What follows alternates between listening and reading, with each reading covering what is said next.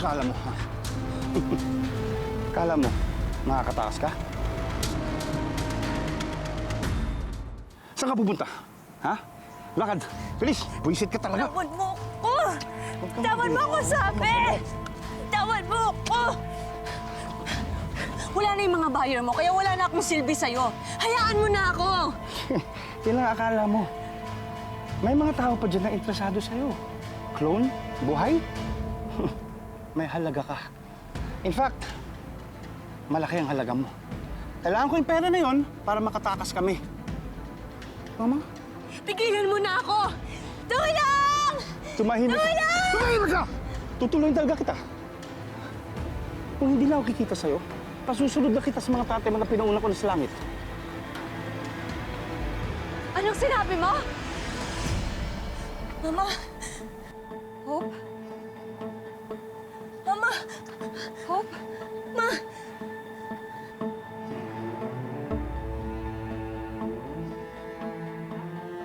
Sige, subukan mo lumapit. Magpa-family reunion kayong tatlo sa kabilang buhay. Napakasama mo! All these years, iniisip ko kung sino pumatay sa asawa ko? Ikaw lang pala yun? Napakawalang hiya mo! Napakasama mo, hayop ka! Dayan, dahan-dahan ka sa mga sinasabi mo, ah. Hindi ako yung masama. Si Christian ang walang hiya. Ginawa niya ang alipin sa laboratory. Ilang taon. Lahat ng sinabi niya, sinundan ko lang. This is so amazing.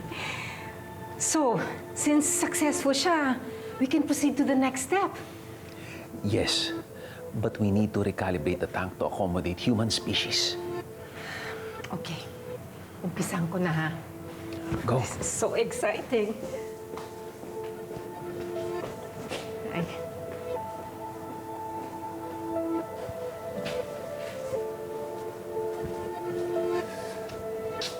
Ano meron? Hindi mo na kailangan malaman. Siya nga pala, dumumi si Winky dito sa tabi ng biotank. Pakilinis na lang. Bago pa makontaminate itong lab.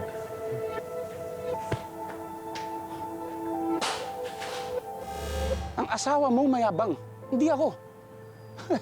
Matagal ko na sinabi sa kanya na malaki kikitain namin sa cloning technology. Pero anong ginawa niya? Hindi niya ako pinansin. In fact, tinagal pa nga niya ako sa company. Dahil ganid ka. Kilala ko yung asawa ko. Hindi pera yung dahilan ng mga eksperimento niya. Lahat ng ginagawa niya para sa iba. Para sa iba? Sigurado ka dyan? Hindi para sa sarili niya? Sino sa amin ang nakinabang sa clone na ginawa niya? Ano, bumalik pa ako dun eh, para kunin yung detalye ng experiment. Pero pinagdamot niya sa akin. Lucas! I knew you were up to something, Christian. Kaya ka lumipat ng lab, no? Well, you did it.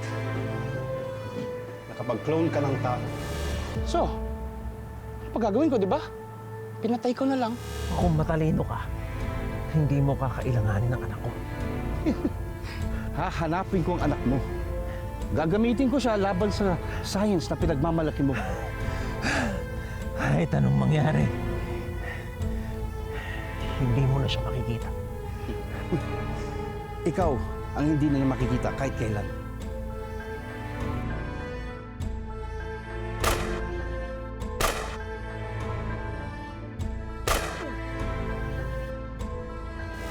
Kung nakuha ko lang si Hope noon, nung baby pa siya, na hindi na sana tayo umabot dito eh. Nagawa ko na sana sa kanya yung mga kailangan ko gawin dati. Hayop ko, wala kang kasing sama! Sige, lapit pa! Oo, sige na. Ako na yung masama. Pero hindi ako papayag na maging masaya kayo. Dahil lahat ng pinagdaanan ko dahil lang dito kay Hope, abe, mabuti pa siguro patayin ko na lang, no? Para matapos na lahat. Ano sa tingin mo? Wag! Wag! Wag! Wag! Oh, aray! Hope, okay ka na? Sa wakas, nagkita-kita rin tayo. Ano to? Matira matibay na lang, ha?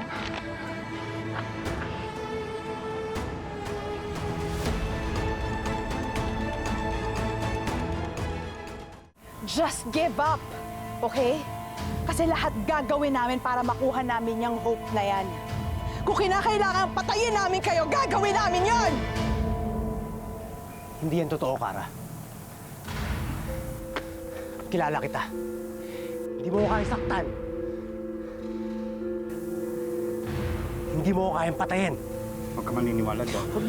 Kuya! Kuya! Kumakasawa mo! Zach, bitiwan mo kuya ko! Tigilan mo yan, Zach! Ano ba? Habulan mo! Kuya! Habulan mo!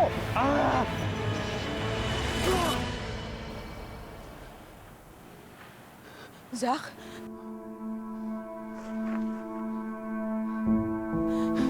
Zach! Zach! Zach! Zach! Zach! Zach! Zach! No. Kuya! Kuya! Bakit may tama si Zach? Anong ginawa mo, kuya? Wala! Yung kasalanan ng asawa mo. No! Zach! Tulungan mo ako, kuya! Tulungan mo ako! Kailangan maligtas si Zach! Halika na. Zach! Tara na, wala na. Tara na. Hindi, kuya! Kailangan tara ko na. Zach! No, I can't! Tara na. I have to be with Zach, kuya! I said no! No!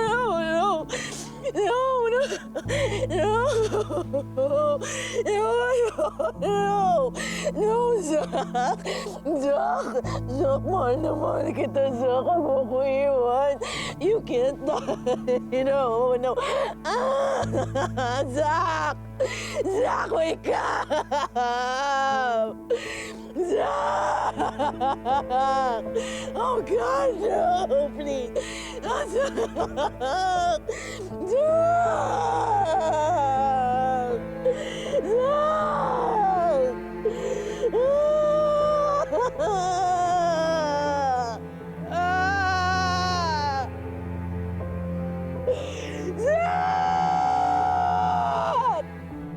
No.